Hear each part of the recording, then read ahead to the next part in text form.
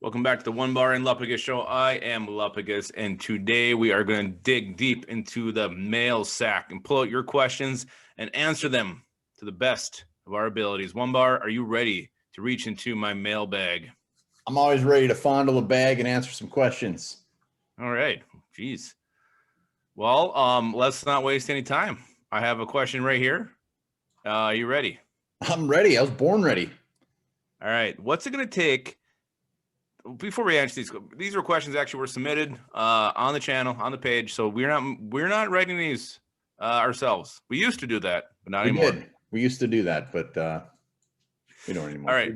I don't have who wrote this. All I have is a question. So we're going to call this Mr. D. No, it's Raymond Hoagland, but I'm going to call him Hoagland for this case. Raymond Big Juicy Hoagland. Here we go. What's it going to take to get someone fired after that embarrassing loss to the Saints on Christmas? Well, I think it would have to be one hell of a shit show against Detroit. If they go out there and it is a complete, utter breakdown, complete disaster, players clearly not wanting to be there, I think it might be on the table. But other than that, I don't think it's a very high percentage that goes down. Well, and the reason no one's getting fired after the Saints debacle is on defense. You look at the linebackers we had on the field; those guys should not have been playing. They were practice squad material at best.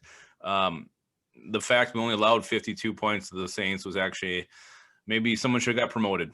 I don't know, but no, I didn't look at it that way. Positive spin. If anybody was going to get fired, it should have been Marwan Malouf, and it should have been about 4 weeks ago. But yeah, he will be the one to go. He will be gone Monday morning.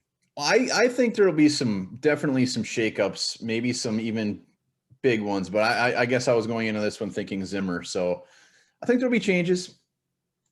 Yeah, and I think the only way Zimmer gets fired is if the team comes out completely flat. No one wants to play for him. It looks like he lost the team. You see some bickering and some infighting. Then I think there's a major concern there. But if we don't see any of that and the team goes out and wins, as they should, I think Zimmer will be safe. You know, if I'm Zimmer and I really want to keep my job, I'm kind of doing what we talked about in our last episode. I'm bringing out the B team. I'm bringing out some youngsters to see what they have, because then he's got an excuse to lose to the Lions. Oh, he's already got an excuse with COVID and all his players out. So everybody's got that excuse. The Vikings their defense was hit pretty hard. All right, next up. Do you have the name? I don't have the name, but in your humble opinion, has the shelf life on this current coaching staff regime become stale? I'll let you go first. I answered one first. I think there is some truth here. I think teams have figured out ways to attack Zimmer's defense.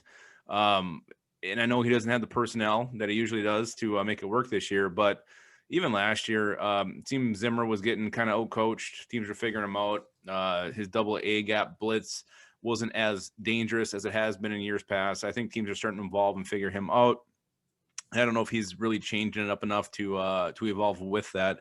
And Gary Kubiak, I do think you look at some of these other offenses in the league, you see the crazy ass shit the Chiefs do, the Bears, what's another one? I mean, these crazy new offenses with the Eagles.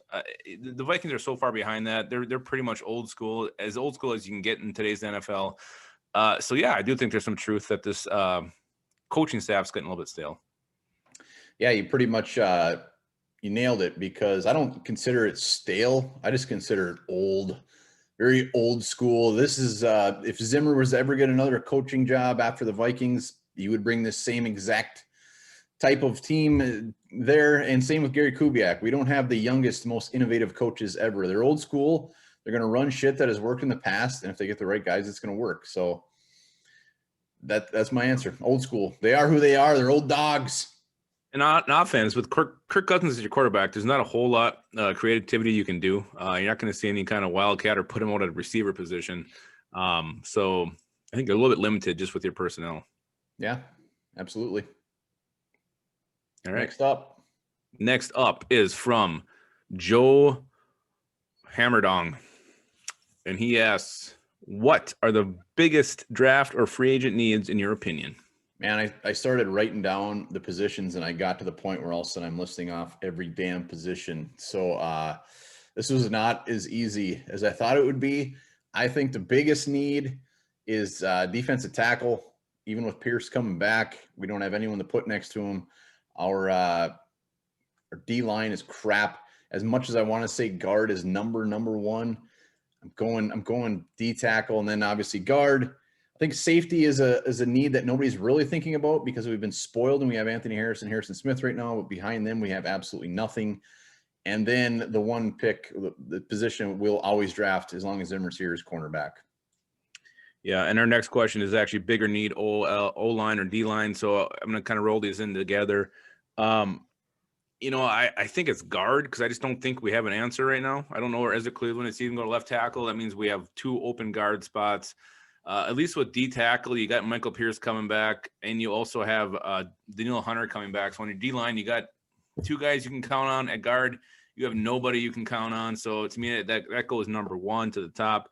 As far as what's going to be addressed in the draft, what's going to be addressed in free agency, I think the Vikings are going to play the same old route they have been lately and kind of, use the draft to get their biggest impact players. I don't know how much money they're going to have. It depends on who they cut, what kind of restructures they're able to do, however they're able to free up some cap space. But I don't see a huge free agent signing, maybe some second tier, maybe some BC level guys, but we're not getting any kind of A level free agent this year.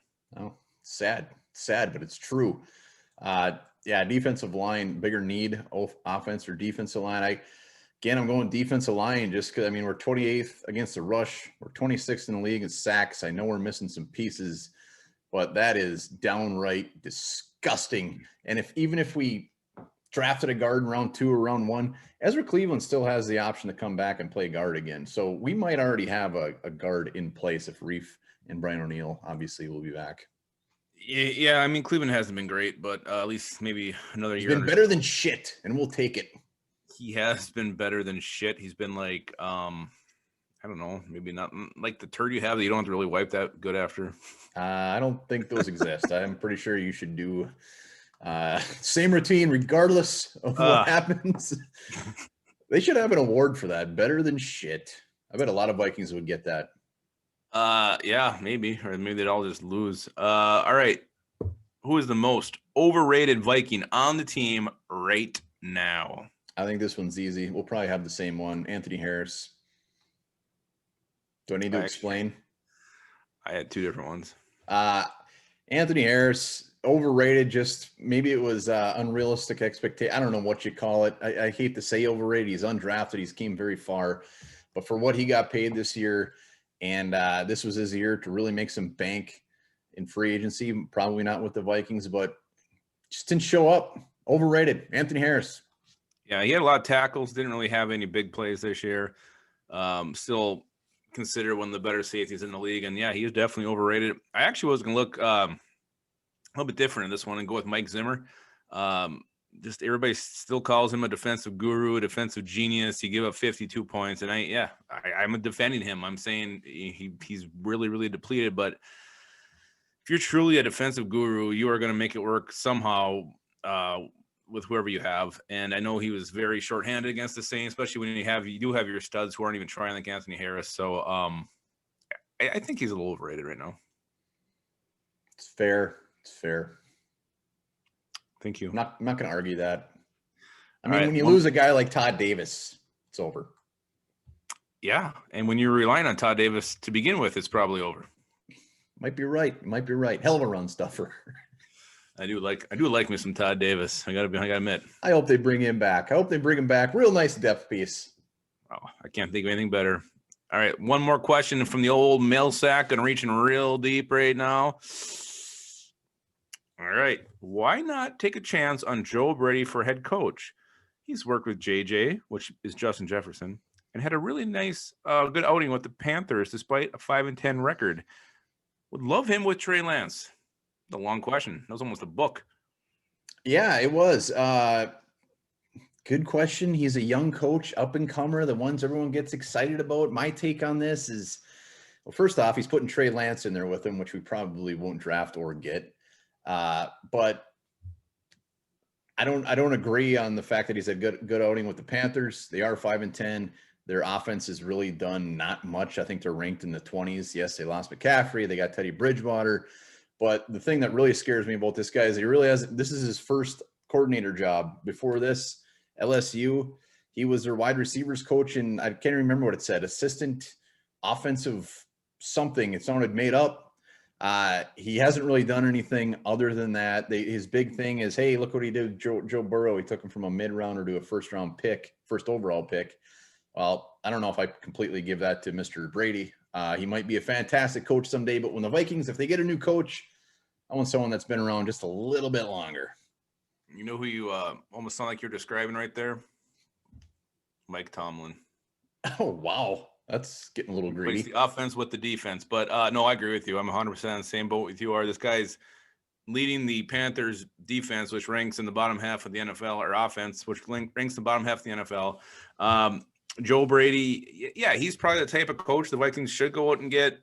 Again, the guy mentions Trey Lance in the question. I think he has to be linked with the quarterback. You got to make sure you can get that quarterback if you're going to go young with a new up and coming coach like Brady.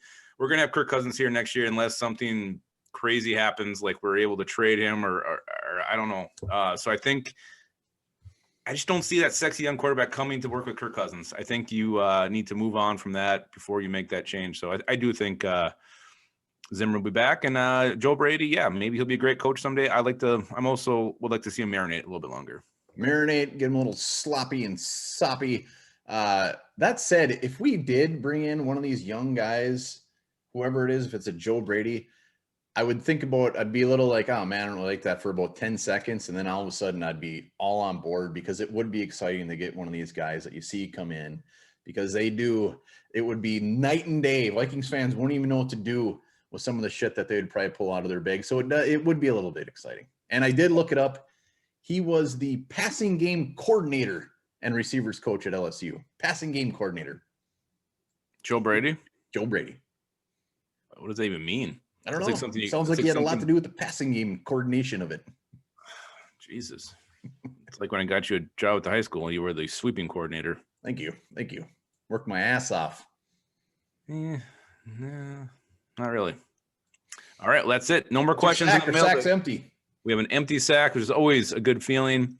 We'll be back. We're going to skull with the enemy. We're going to return with what's the old character's name from the Lions again? I forget. Well, Dulce Dion, we're hoping that he is on board to do it again. We're going to have a threesome with him.